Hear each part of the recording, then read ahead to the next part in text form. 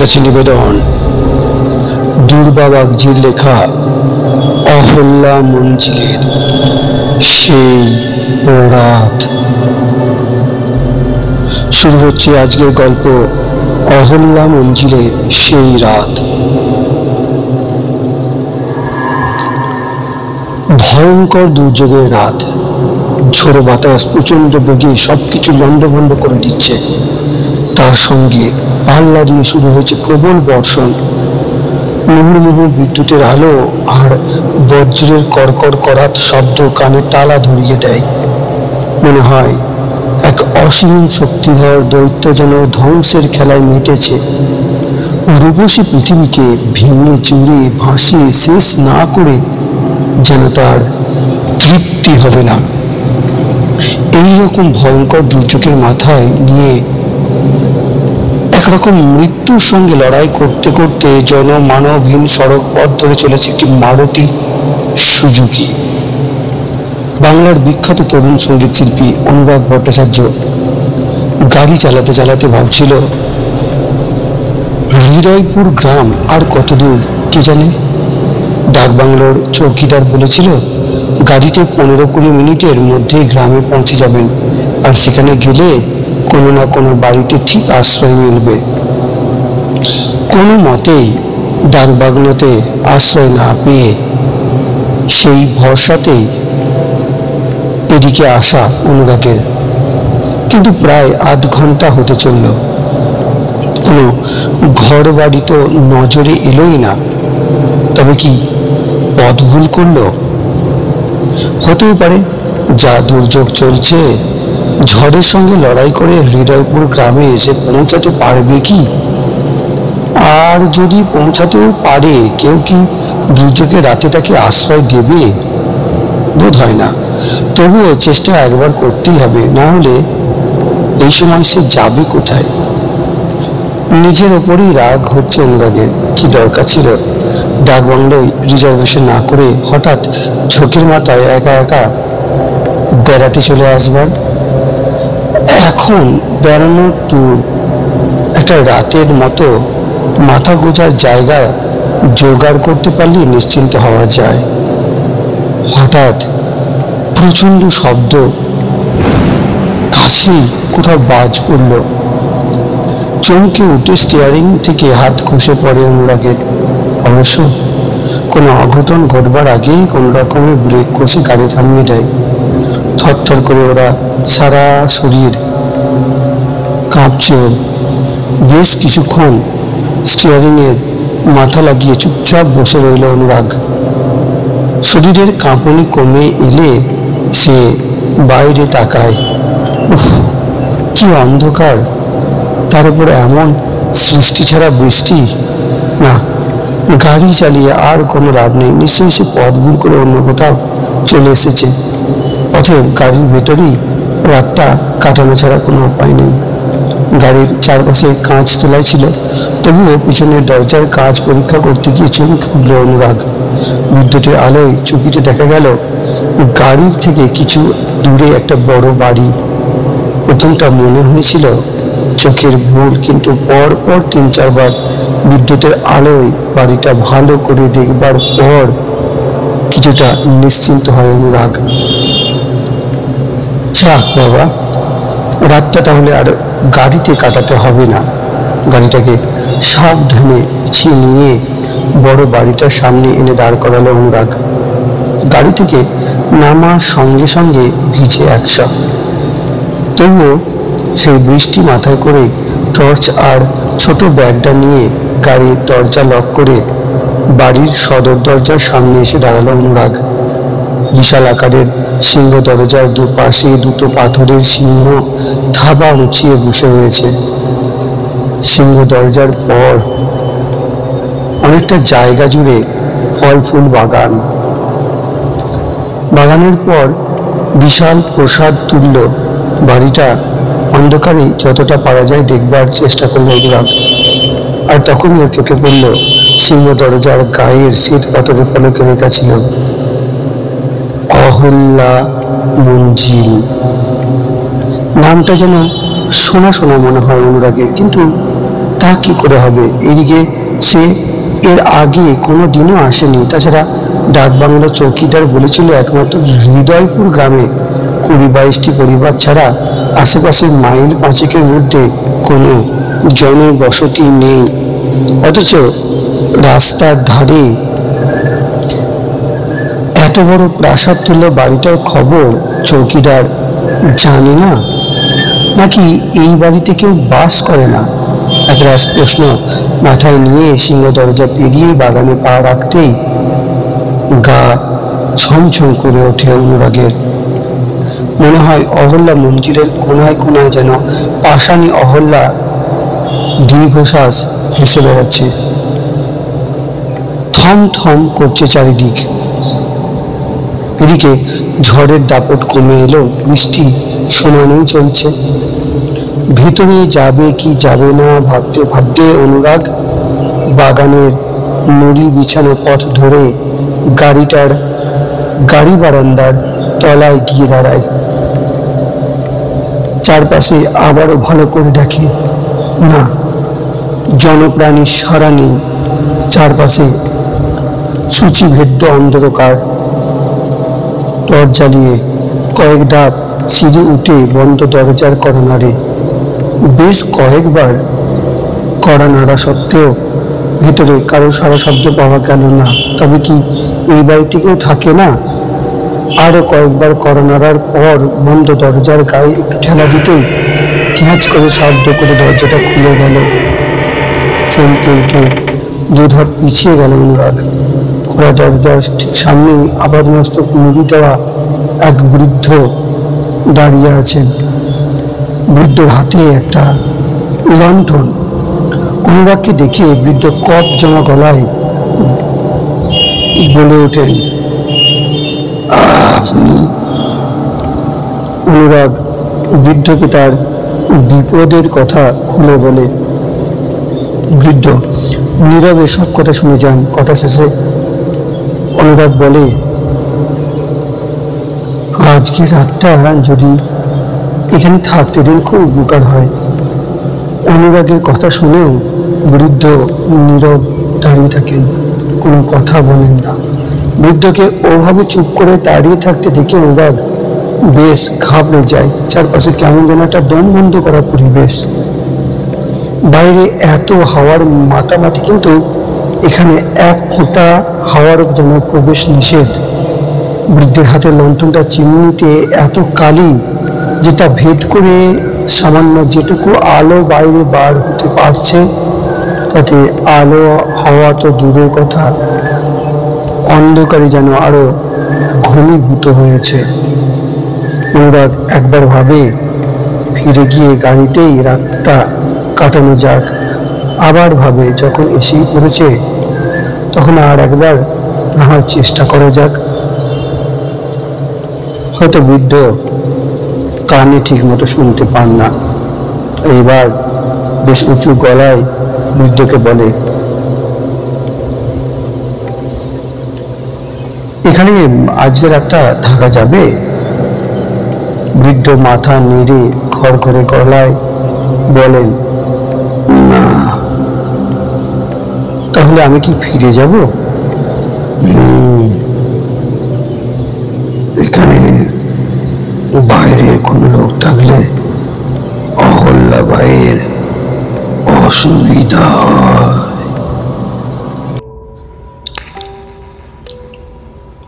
অনুরাগ ফিরে আসবার জন্যে সবে কয়েক পা এগিয়েছে, এমন সময় বাড়ির ভেতর থেকে নারী কণ্ঠের একটা তীক্ষ্ণ ডাক শোনা যায়। বসির মেয়ে। ডাক শুনে বৃদ্ধ তাড়া খাওয়া জন্তুর মতো ছুটে ভেতরে চলে যান। পরক্ষণেই ফিরে এসে বলেন, আসুন, ভেতরে আসুন। বশির মিয়ার সঙ্গে ভেতরে প্রবেশ করে কেমন যেন গা ভারী হয়ে আসে অনুরাগের। সুন্দর করে সাজানো প্রকাণ্ড হলঘরের ভিতর দিয়ে শ্বেত পাথরের চওড়া সিঁড়ি দোতলায় উঠে গেছে। বশির মিয়াকে অনুসরণ করে দোতলার সিঁড়িতে পা রাখবার আগেই হলঘরের ডান দিকটা একটা ঘর থেকে চমকালো সালোয়ার কুর্তা পরা একজন মহিলা ও এক ভদ্রলোক অনুরাগের সামনে এসে দাঁড়ান। মহিলার সাজসজ্জা ও অলংকারের জৌলুস দেখে অনুরাগ বুঝতে পারে উনি এই বাড়ির মালকিন। তাই কোনো প্রশ্ন করার আগেই নিজের বিপদের কথা বলে। ভদ্রমহিলা ও ভদ্রলোক নীরবে সব কথা শোনেন। তারপর ভদ্রমহিলা বলেন, আপনি আমাদের বাড়িতে এসেছেন, সেজন্য আমরা আনন্দিত। তবে এত রাত্রে হঠাৎ করে আপনি এসেছেন, তাই অতিথির যোগ্য সেবা হয়তো আমরা করতে পারবো না। না না না না না, এসব আপনি কি বলছেন? এই রকম দুর্যোগের রাতে আপনারা যে আমাকে আশ্রয় দিয়েছেন তাই যথেষ্ট। আপনি কিছু খাবেন? না না, আমি ডাক বাংলোর চৌকিদারকে টাকা দিয়ে কিছু খাবার আনিয়ে খেয়েই বেরিয়েছি। এখন একটু ঘুমোতে পারলেই হয়। ঠিক আছে, বসির, ওকে উপরে নিয়ে যাও। আপনার কোনো কিছু দরকার পড়লে বসিরকে ডাকবেন। আমি তাহলে উপরে যাচ্ছি। শুভরাত্রি। মহিলাটি প্রত্যুত্তরে শুভরাত্রি বললেও তার সঙ্গের ভদ্রলোক কোনো কথা না বলে নিঃশব্দে হাসলেন। ভদ্রলোকের মুখের হাসি দেখে আবার চমকে উঠল অনুরাগ। মেরুদণ্ড বেয়ে যেন একটা ঠান্ডা স্রোত নেমে গেল। ভদ্রলোকের সাদা ঝকঝকে দাঁতের পাটির ভেতর থেকে দুটো বড় বড় দাঁত দেখা গেল। অবশ্য সেটা অনুরাগ মাত্র এক ঝলকই দেখতে পেল। এই বিষয়ে বেশি কিছু চিন্তা করবার আগেই পেছন থেকে বসির ডাকলেন, আসুন। মোহগ্রস্তের মতো বসির মিয়ার পিছন পিছন উপরে উঠে গেল অনুরাগ। দোতলার সিঁড়ির মুখ থেকে দুটো বারান্দা উত্তর ও দক্ষিণ দুই দিকে চলে গেছে। বসির মিয়াকে অনুসরণ করে দক্ষিণের বারান্দা দিয়ে কোণের দিকে একটি ঘরে প্রবেশ করল অনুরাগ। এই ঘরে বেশ বড় একটা কেরোসিন ল্যাম্প ঝলায়। চারপাশ বেশ পরিষ্কার নজরে আসে অনুরাগের। সুন্দর করে সাজানো ঘর। ঘরের ঠিক মাঝখানে উঁচু পুরোনো আমলের বিশাল পালঙ্কের ওপর ধবধবে বিছানা পাতা। ঘরের সব আসবাবপত্র খুব দামি এবং সুন্দর করে সাজানো। Attached bathroom. সবকিছু ঝকঝকে পরিষ্কার। মনে মনে গৃহস্বামীর রুচির প্রশংসা করে অনুরাগ। বশির মিয়া বলেন, আমি আপনার খাবার জল নিয়ে আসছি। বশির মিয়া চলে গেলে অনুরাগ তার ওয়াটারপ্রুফ ব্যাগ থেকে পাঞ্জাবি বার করে ভিজে পোশাক পাল্টে নিল। তারপর বাথরুম থেকে হাত মুখ ধুয়ে ঘরে এসে বশির মিয়ার রেখে যাওয়া জল খেয়ে শুয়ে পড়ল। বাইরে এখনো বেশ বৃষ্টি পড়ছে। ঘরে শুয়ে সে শব্দ শুনতে শুনতে একসময় তার কণ্ঠে বেজে ওঠে সঙ্গীতের সুর। বেশ কিছুক্ষণ রাগ সঙ্গীতের সরোবরে সন্তরণ করার পর হঠাৎ গান বন্ধ করে অনুরাগ একরকম লাফ দিয়েই খাট থেকে নেমে পড়ে। ঘরের দরজায় কে যেন ঠক ঠক করে টোকা দিচ্ছে আর বলছে, দরজা খোলো, দরজা খোলো। সারা ঘর ভেসে বেড়াচ্ছে একটি মিষ্টি ফুলের গন্ধ। গান বন্ধ করার সঙ্গে সঙ্গে দরজায় টোকা বন্ধ হয়ে যায়। পর মুহূর্তে ঝুমঝুম নুপুরের শব্দ তুলে কে যেন বারান্দা দিয়ে হাঁটতে শুরু করে। ফুলের মিষ্টি গন্ধটাও যেন একটু একটু করে দূরে সরে যেতে থাকে। কৌতূহলী হয়ে অনুরাগ দরজা খুলে পর্দা সরিয়ে বাইরে উঁকিয়ে দেয়। বারান্দায় ঘুটঘুটে অন্ধকারে কিছুই নজরে আসে না। নুপুরের শব্দটা তখন বারান্দায় অনেক দিকে সরে গেছে। একটা দীর্ঘশ্বাস ফেলে ঘরের দরজা ভেজিয়ে খাটে এসে বসবার সঙ্গে সঙ্গে ঘরে এসে প্রবেশ করেন বশির মিয়া ও একতলায় দেখা সেই ভদ্রলোক ভদ্রমহিলা। মীনাবাই বলেন, আপনাকে বিরক্ত করবার জন্যে দুঃখিত, কিন্তু খুব জরুরি প্রয়োজনে না এসে পারলাম না। অনুরাগ কিছুটা অবাক হয়ে যায়। কি এমন ব্যাপার ঘটলো যার জন্যে বশির মিয়াকে না পাঠিয়ে মালিক ও মালকিন দুজনেই এত রাতে তার ঘরে এসেছেন? মীনাবাইয়ের সঙ্গী রমজান নামক ভদ্রলোকটি এই প্রথম মুখ খুললেন। আপনি একটু আগে গান গাইছিলেন? হ্যাঁ। এ বাড়িতে থাকতে হলে আপনাকে আমাদের কথা শুনতে হবে। আমরা চাই না আপনি গান করেন, আর যেন আপনাকে গান গাইতে না শুনি। অনুরাগ অবাক হয়ে বলে, কেন? গান গাওয়া কি অপরাধ? হ্যাঁ, অপরাধ। এই বাড়িতে গান গাওয়া অপরাধ। আমাদের কথা না শুনলে আপনাকে কঠোর শাস্তি পেতে হবে। অনুরাগ কিছু বলার আগেই মীনাবাই ধমকে উঠে বলেন, চুপ করো রমজানুরি, মনে রেখো উনি আমাদের অতিথি। অতিথির কোনো অপমান আমি সহ্য করবো না। যাও, তুমি নিচে চলে যাও। মীনাবাইয়ের কথায় রমজান আলী ফুটো বেলুনের মতো মুহূর্তে চুপসে যান। কোনো কথা না বলে তিনি ঘর থেকে বের হয়ে যান। রমজান আলী ঘর থেকে বার হয়ে যাওয়ার পর মীনাবাই অনুরাগকে বলেন, দেখুন, আমাদের এই বাড়িতে কেউ কোনদিন গান গায় না। এটা এই বাড়ির একটা পুরনো সংস্কার। এই বাড়ির লোকেরা বিশ্বাস করে যে এই বাড়িতে কেউ গান গাইলে এখানে ভয়ঙ্কর দুর্ঘটনা ঘটবে। বলতে পারেন এটা এই বাড়ির অভিশাপ। মীনাবাইয়ের কথা শুনে অনুরাগ লজ্জিত হয়ে বলে, আমি না জেনে অপরাধ করে ফেলেছি, আমায় ক্ষমা করুন। আপনি নিশ্চিন্তে থাকুন, এই বাড়ির ত্রিসীমানায় থাকাকালীন আমি আর গান গাইব না। ধন্যবাদ, আপনার কথা শুনে খুব খুশি হলাম। আর একটা কথা, রাত্রে অস্বাভাবিক কিছু শুনলে বা কেউ আপনাকে ডাকলেও আপনি কোনো মতেই দোতলার উত্তর দিকের বারান্দায় যাবেন না। আমরা তিনজন ছাড়া এই বাড়িতে আর কেউ থাকি না, তাই আমরা ছাড়া অন্য কেউ ডাকলে আপনি কিছুতেই দরজা খুলবেন না। বলে অল্প হেসে মীনাবাই বলে চলেন, বুঝতেই পারছেন পুরনো বাড়ি, এখানে মানে দোতলার উত্তর দিকের অংশে এমন অনেক কিছু ঘটে যা ঠিক স্বাভাবিক নয়। কথা শেষ করে অনুরাগকে কোনো কথা বলবার অবকাশ না দিয়েই মীনাবাই ও বশির মিয়া ঘর থেকে বেরিয়ে যান। ওরা চলে যাবার পর অনেকক্ষণ স্তব্ধ হয়ে বসে থাকে অনুরাগ।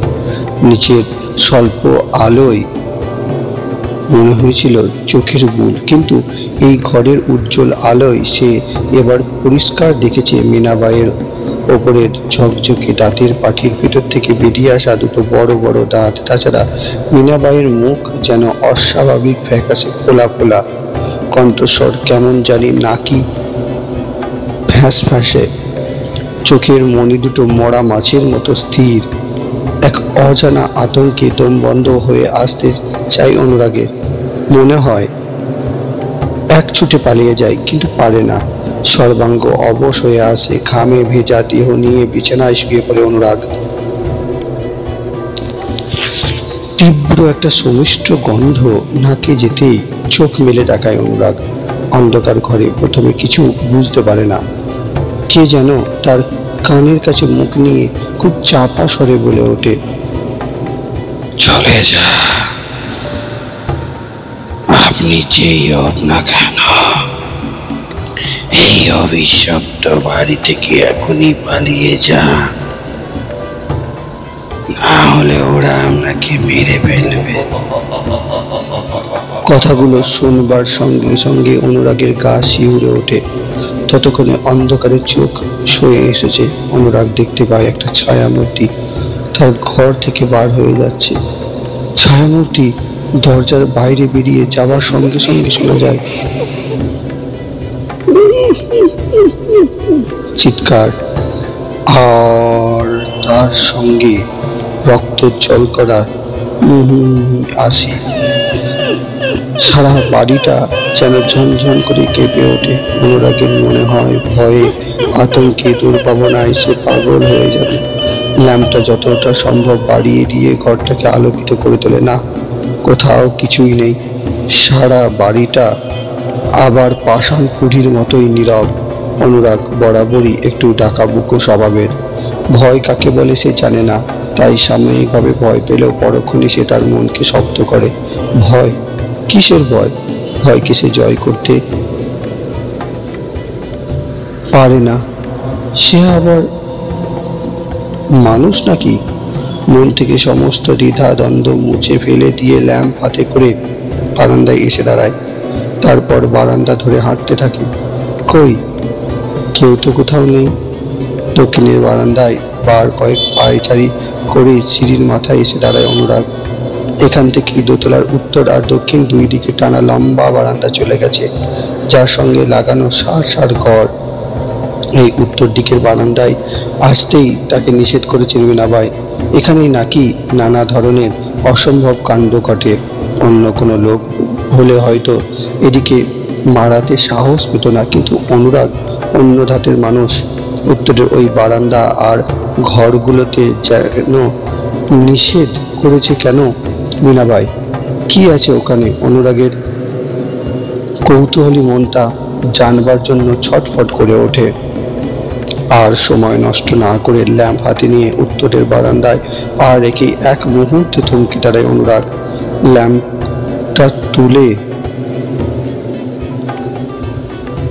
যতটা সম্ভব চারপাশ ভালো করে দেখিয়ে নিয়ে বারান্দা ধরে সামনের দিকে এগোতে থাকে। উত্তরে বারান্দার ধার ঘেঁষে সার সার বন্ধ ঘর। বেশ কয়েকটা ঘরের পর একটা ঘরের ভেতর আলো দেখে এগিয়ে যায় অনুরাগ। ঘরের ভেতর প্রবেশ করে এক অদ্ভুত বিস্ময়ে থমকে দাঁড়ায়। বিশাল হল ঘর, ঝাড়বাতির আলো ঝলমল করছে। হল ঘরের মেঝেতে পুরো রঙিন গালিচা পাতা, তার উপর হারমোনিয়াম, বেহালা, তানপুরা, সিতার, তবলা ঢুকি সাজানো, যেন এক্ষুনি কোনো এক গানের আসর বসবে। অবশ্য ঘর জনমানব শূন্য।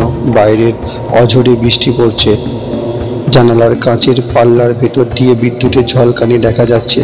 অনুরাগ বিখ্যাত সঙ্গীত শিল্পী, গান তার রক্তে। তাই এই রকম নির্জন গৃহে বর্ষামুখরিত রাতে বাদ্যযন্ত্র দিয়ে সাজানো আসরে দাঁড়িয়ে অনুরাগের মন ভেসে যায় কোনো অজানা সুরের জগতে। অনুরাগ ভুলে যায় রমজান আলীর সতর্কবাণী, মীনাবাইয়ের কাছে গান না গাওয়ার অঙ্গীকার। এরকম মোহগ্রস্তের মতো পায়ে পায়ে এগিয়ে এসে ল্যাম্পটা ঘরের এক পাশে রেখে গালিচার ওপর বসে সঙ্গীতের দেবী সরস্বতীকে প্রণাম করে তানপুরা হাত তুলে নেয়। বাইরে একটানা বৃষ্টির ঝমঝম শব্দ তার কণ্ঠে এসে এনে দেয় সুর। মেঘমল্লার রাগে আলাপ শুরু করে অনুরাগ। কিছুক্ষণের মধ্যেই সে ডুবে যায় সুরের মায়াজালে। হঠাৎ হঠাৎ ঘরের মধ্যে প্রচণ্ড শব্দ শুরু হলো।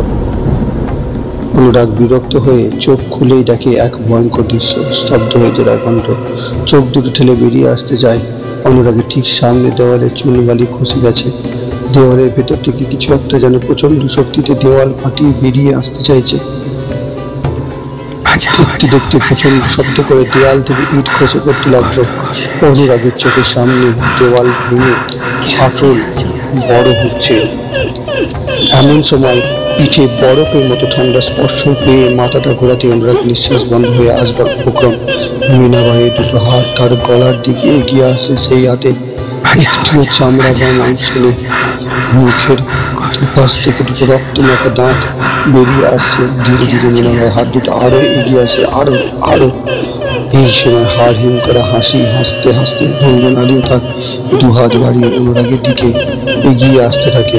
অনুরাগ বুঝতে পারে তার আর রক্ষে নেই। ভয়ে আতঙ্কে সে দু চোখ বুঝে ফেলে। ঠিক সেই মুহূর্তে কার জন্য আর্তনাদ শোনা যায়।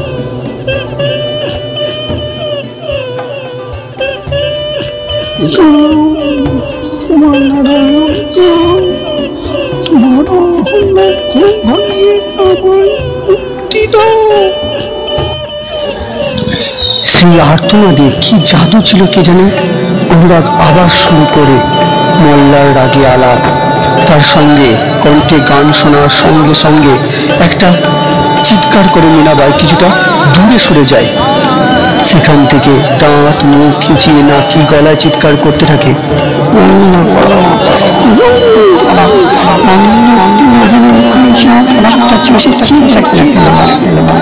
ততক্ষণে দেওয়াল ভেঙে নারী মূর্তিটি প্রায় বেরিয়ে এসেছে।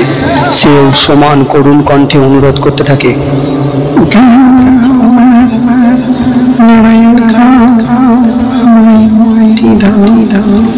এইরকম ভয়ঙ্কর পরিস্থিতিতে অনুরাগ প্রায় আধমরা হয়ে যায়। তার শরীর ঠান্ডা হয়ে আসছে, হাত পা থর থর করে কাঁপছে, তবুও সে তার গান থামায় না।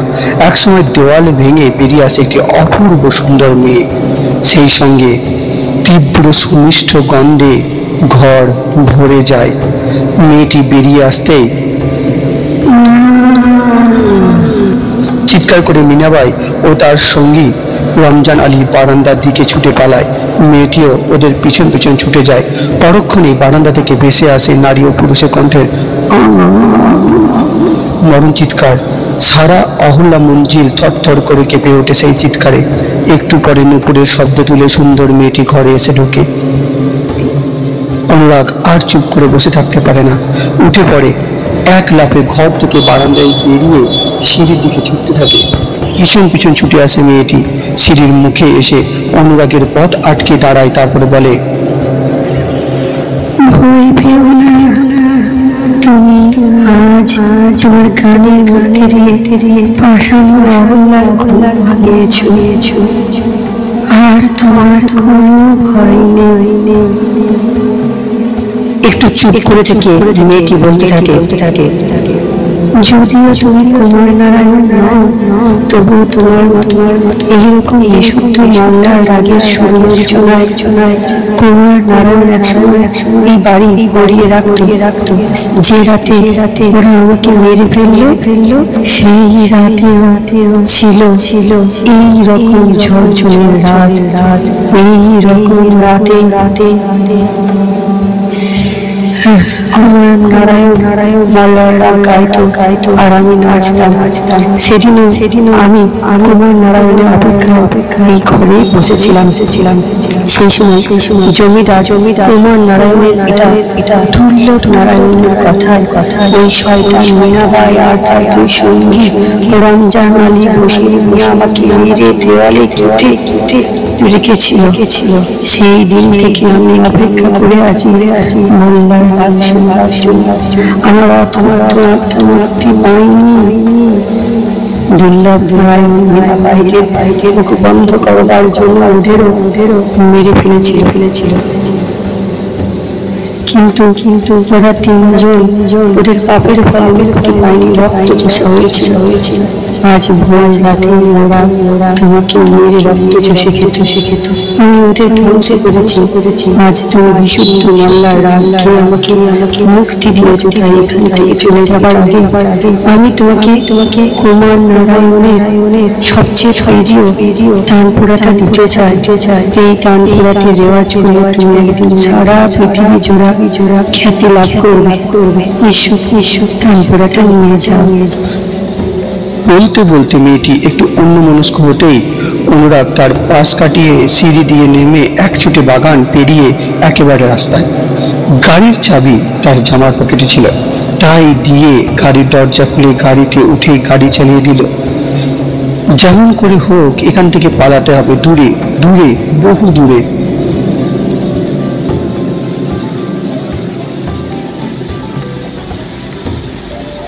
বাবু, ও বাবু, অনেকগুলো কণ্ঠের সম্মিলিত আওয়াজে অনুরাগে ঘুম ভেঙে যায়। তাকিয়ে দেখে তার গাড়ির চারপাশে অনেক লোকের ভিড়। কোনো কিছু ভালো করে বোঝার আগেই ডাক বাংলো চৌকিদার এগিয়ে আসে। বাবু,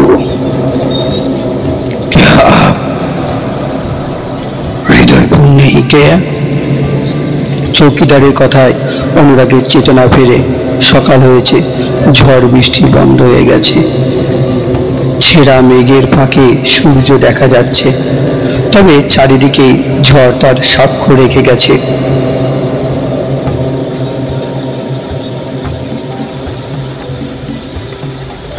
অনেক বড় বড় গাছের ডাল ভেঙে গেছে, পাতা ছড়িয়ে আছে সব জায়গায়। অনুরাগে মনে পড়ে গেল কাল রাতে ওই অভিশপ্ত বাড়ি থেকে বার হয়ে অজানা অচেনা রাস্তায় পাগলের মতো কোনো দিকের কথা না ভেবেই গাড়ি চালিয়েছিল অনুরাগ। কোথায় যাচ্ছে, কোন দিকে যাচ্ছে সেসব ভাববার মতো মনের অবস্থা ছিল না। একসময় গাড়ির তেল ফুরিয়ে যাওয়ায় আপনা থেকেই গাড়ি থেমে গিয়েছিল। অন্ধকার দুর্যোগপূর্ণ রাতে গাড়ি কোথায় এসে থেমেছে জানবার উপায় ছিল না। তারপর কখন যে সে ঘুমিয়ে পড়েছে নিজেই জানে না। অনুরাগকে চুপ করে থাকতে দেখে চৌকিদার বলে, क्यों आप बांग्लो की तुम्हें नजदीक में रात गुजरा? अगर गाड़ी में ही रहना था तो इधर ही रह सकता था। কি করব, তুমি তো কাল কিছুটি আমাকে বাংলোয় জায়গা করে দিলে না। অনুরাগ বলে, माफ कीजिए बाबू, कल सब घर बुक था, लेकिन आज सुबह फोन आया कि वो बड़ा बाबू नहीं जाएगा। चलिए वो घर आपको देगा। চলো তাহলে বলে গাড়ি থেকে নামতে নামতে অনুরাগ চৌকিদারকে প্রশ্ন করে, চৌকিদার তুমি অহল্যা মঞ্জিল চেনো? অহল্যা মঞ্জিলের নাম শুনেই চৌকিদারের মুখ শুকিয়ে যায়। অবাক হয়ে বেশ কিছুক্ষণ অনুরাগের মুখের দিকে তাকিয়ে থাকে। চৌকিদারকে অবাক হয়ে তাকিয়ে থাকতে দেখে অনুরাগ বলে, কি হলো, কথা বলছো না যে? তুমি অহল্যা মঞ্জিল চেনো? ওই বাড়িতে কারা থাকে জানো? গেছো কখনো ওই বাড়িতে? অনুরাগের কথা শুনে শিউরে উঠে ডাক বাংলো চৌকিদার বলে, उस मंजिल की बात हमसे मत कहिए, क्योंकि उस मंजिल में बहुत प्रेत आता रहती है। उस मंजिल के पास कोई नहीं जाता। अचानक कोई चला गया तो उस प्रेत आत्मा उसका खून चूस चूस कर मार डालता है। কথা শেষ করতেই চৌকিদার ডাক বাংলোর দিকে হাঁটতে শুরু করে। অনুরাগ গাড়ির পেছনের সিটে নিজের সুটকেস ও অন্যান্য জিনিসপত্র ঠিক আছে কিনা দেখতে গিয়ে স্তব্ধ হয়ে দাঁড়িয়ে পড়ে।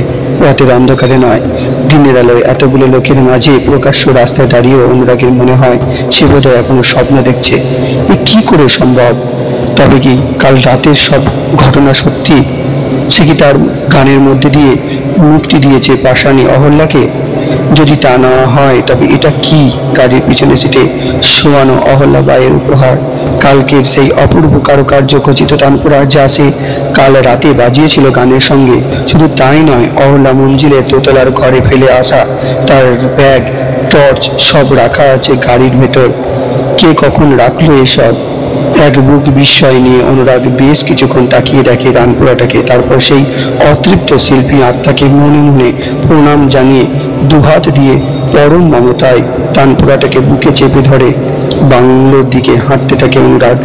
বৃষ্টির ধোঁয়া, সূর্যের আলোর ঝিকিমিকি ঝিলমিল ঝরনা যেন তার সৌরজগতের স্বপ্নীল আনন্দের আশীর্বাদ বর্ষণ করে চলেছে তামসামুক্ত ধরিত্রীর বুকে। শেষ হলো আজকের সমগ্র পর্বটি। ধন্যবাদ।